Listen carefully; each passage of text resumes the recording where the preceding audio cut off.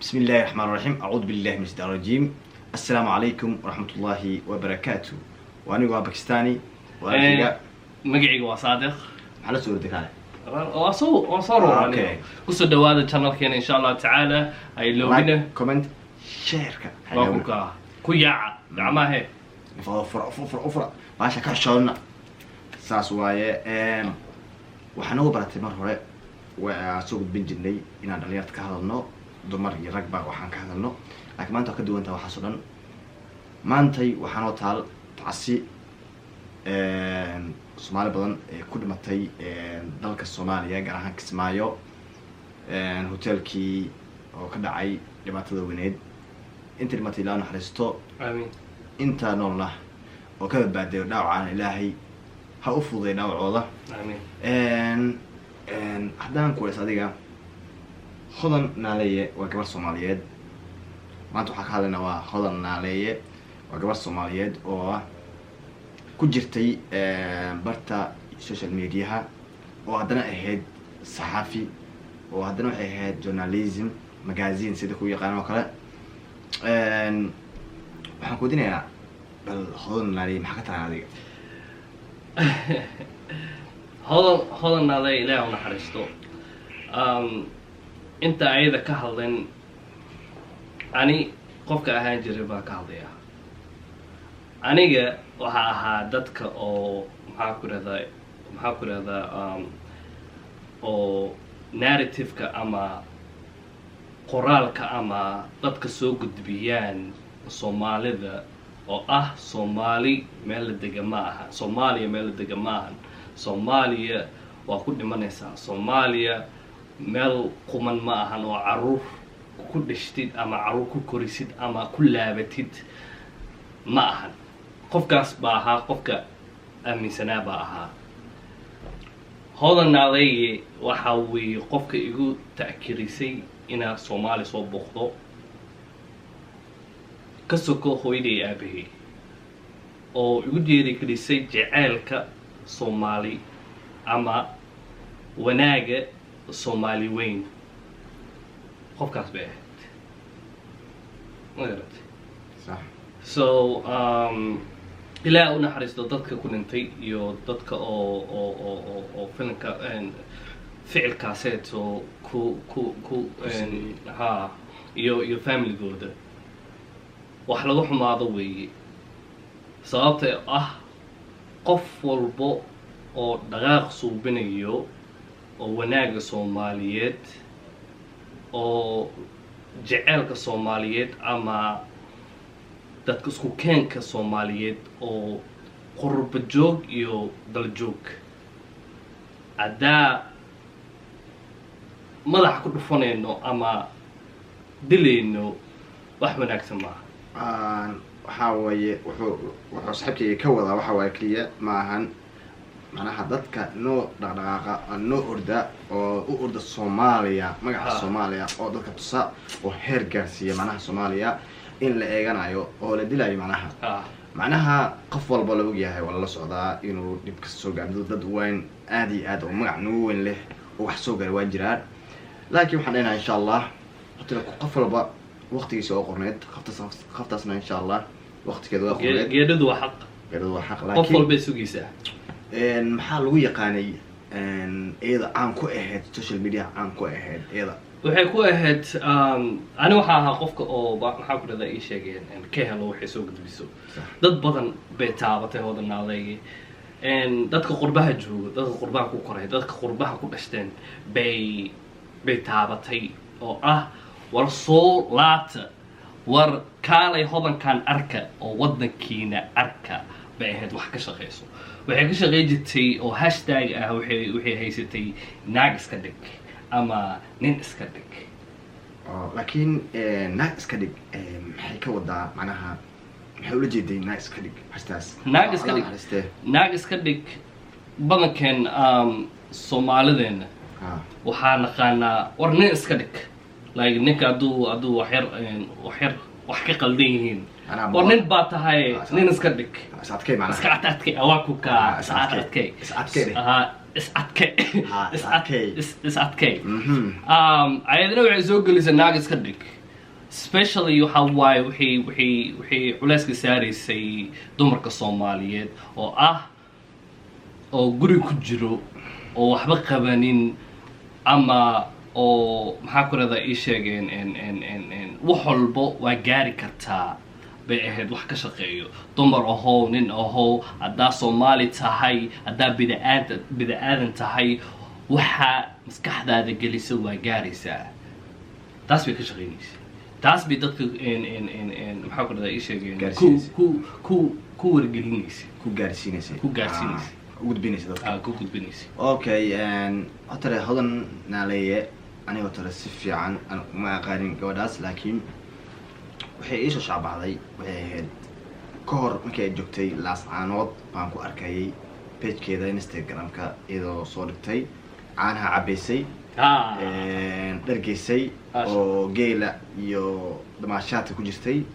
maalintaan gartay gabadha inay tahay gabar Soomaaliyeed ah sababtoo ah qof caana cabaayo soo badhiga dhulkayga waa kana warkaal imaada soo booq walaal imow waxay ka wada waxaas macnahaas waxa waaye wadanka waa nabade kala soo booqo wadanka nabad waaye laakiin waxa ku jira dad yar oo shayaadiin ah oo dhib wada kansarka si lagu wabiyo daawadeeda insha Allah Rwanda hadda way heshay daawadii lagu wabil lahaa shaydaankaas wadankooda waa nabad waxay isku dil jireen qabiil isku dil jireen laakiin Rwanda waxa waaye wadan kaliya lagu daydo in ay tabti raacday horumarka qabiil soo afjirtay anana waxa waaye dhibkan haysta wax kala ma ahan waa qabiil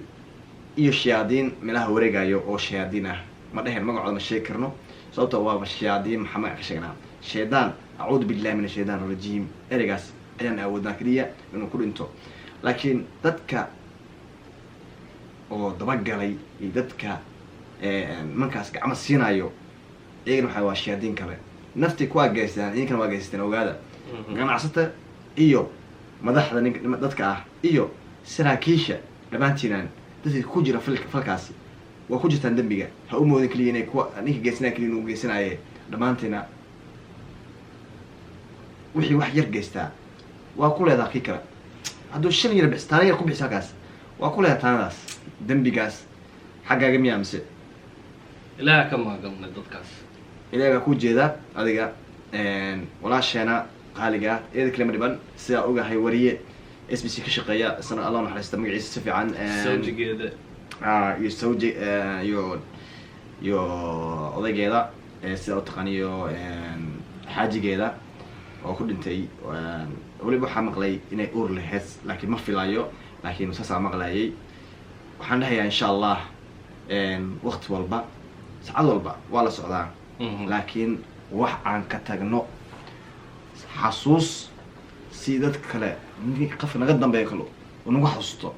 oo wadadii aan soo qaadnay oo asna hore u sii wado maxaan ka tagnaa daas bay hadalkeeda ugu dambeeyay daas bay ahayd ma hoos sax waa halkan saas oo maxaa u qabanaysaa Soomaaliya maxaa ka tegaysaa maxaa lagu dayanayaa wax wanaagsan haddana wanaagga bay ka shaqeyn jirtay wax wanaagsan bay ka shaqeyn jirtay wiil ama gabar oo nuxnuxsanayo hadday aragto way gacan qaban jirtay oo nuxnuxsanayo waxaa ka wadaa oo jecel dalkooda dalkiisa ama dalkeeda jecel oo nuxnuxsanayo adduun walba ahaabo mid Australia ku nool mid Mareykan anaka camal ku nool mid Africa ku nool mid Europe ku nool wax nuxnuxsan hadday aragto gacantii bay qaban jirtay waxay dhihi jirtay hore u soco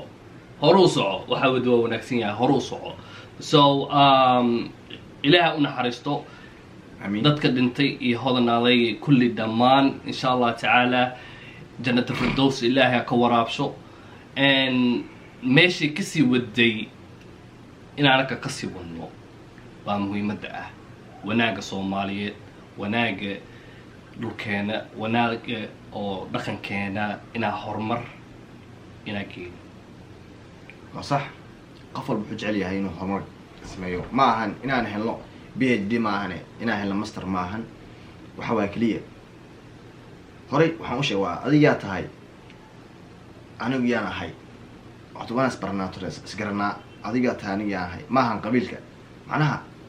سيدك كوغرتان معناها محاقوتي maxaa Soomaali waa tahay waa sheeganaysaa miyaa kaliya miska nooshahay maahan walaalka caawi dhiban Soomaali ku dhiban walaasha caawi oo Soomaali ku dhiban hooyada caawi oo Soomaali ku dhiban iyo aabaha ma ku dhaha aabaha ma aabaha kii ku dhala ma ahan ee waxaan ka wadaa aabaha dhibaatada haysta oo dhibaatada musiibada ku dhacday qaraxad ku dhaco oo dhibaato meel fadhiya waxa geystan waxa waaye waa qof bini aadan ah axsaa dhibka geysanaya oo ah qof kale maahan dibadda kama imaan waa mid Soomaaliya magaca Soomaali kula wadaago oo qabiil kula wadaago wax geysanayo waxaan leeyahay inta qabiil isku jarayno heer magaarino meel la magaarino sababta ah Soomaaliya qori kii wata xalaya landero waa kii aan qori awoodin xalaya maskiinkan waa ku dhibaataysan wadanka macnaha waxa waaye hore meel waxaan ku arkay suur oo inaa beriga xataa jin laga yaabo aniga laakiin suur waxaan ku arkay meel qoryo badan ah Soomaaliya hadda xitaa suurkaas waa yeelaa qoryo badan waa meeshaas magaceeda ma aqaan xaafad meel bay ku taallaa ma aqaan magaceeda waagii hore waa macnaha eriga ahaa hubka dhig qalin qaado erigaas buu ahaa hubka dhig qalinka qaado qalin macnaha waa qalinka rasaas soo taqaanid ama qalan biire ama pen soo taqaanidba waaye fadlan inta nooshahay hubka iska dhig walaalkaaga qabiilka la ahaado ama ha ahaado mid cid kale ama hebel la ahaado caawi Soomaali baan nahay hadda hodan waxna dadka wax kale waa maahan laba kelmad naag iska dhig nin iska dhig macnaha waxa waaye naag iska dhig macnaha kaliya guriga jikada ku jirin cunto kale maahane adoo waxa sameynaayo wax kale dad kale wax u qabo number 1 number 2 waxa waa ragga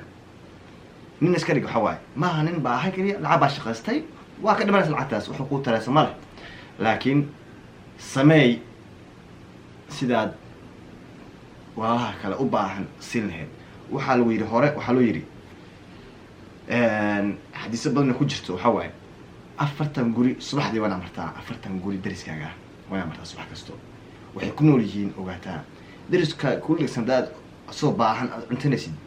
taas kuma fiican walaalkay qaaligow iyo walaashayda qaaligow iyo hooyadeeda iyo aabahayga iyo daawanaya dhammaantiin waxaan dhahayaa aan is caawino gacmo wada jir ah ayaa wax lagu gooyaa aan isbahaysano insha Allah so meeshaan baa ku gabagabeynayna insha Allah tacaala barnaamijkeena caadiga ah next week buu bilaabanaya insha Allah maanta waxa ahayd kaliya dardaarankan aan soo gudbin wuxuu ahaa dhibaatada ka dhacday Kismaayo waxaan dhahnaa insha Allah reer Kismaayo qafal wax geysto as garanaysaan fadlan naga qabto dadka xumaanta wada iyo siyaasiyiinta qaldan si qaldan wax u fahmay waxaan leeyahay doorashada soo socda Soomaaliya Kismaayo siba Kismaayo inuu Ilaahay nabad ku dhameeyo oo dhibaato kale Ilaahay ku abuurin amiin 21 waa Muqdisho hadda dhow waxaan ugu socotanaa tii Galmudug dhamaantiin waxaan leeyahay insha Allah nabad ku dhameeysta insha Allah sidina xumaantan iska daayaan naag iska dhig ama nin iska dhig السلام عليكم ورحمة الله وبركاته